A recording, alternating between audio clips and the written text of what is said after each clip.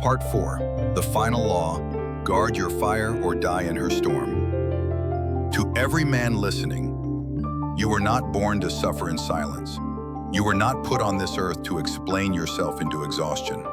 You were not created to beg for basic respect or to twist your soul just to be tolerated.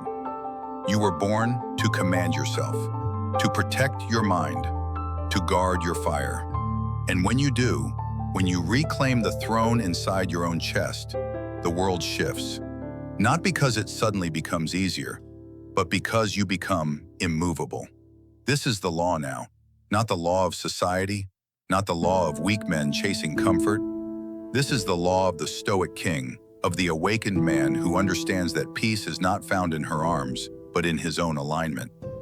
And once you rise to this truth, you can never go back, because you've seen the cost of ignoring it, the cost of tolerating chaos dressed as charm, of mistaking pain for love, of handing over your crown in exchange for a kiss that poisons slowly. Marcus Aurelius didn't live in a fantasy world. He lived in one filled with betrayal, politics, suffering, and still he ruled. Not by dominating others, but by mastering himself. He said, "Don't waste what's left of your life speculating about others, unless it is for mutual benefit." So ask yourself, what mutual benefit is there in decoding her silence, in tiptoeing around her moods, in negotiating for love like a hostage for food? That's not love, that's surveillance. And the man who becomes a detective in his own relationship, he's already lost the case. Because the cost isn't just emotional, it's spiritual. When a man tolerates what breaks him, something deeper than his confidence begins to rot. His soul bends, his eyes lose their light, his posture slouches, his laugh disappears, and all that remains is a whisper of who he was supposed to be. And even then, the world will tell him, try harder, be more patient, open up more.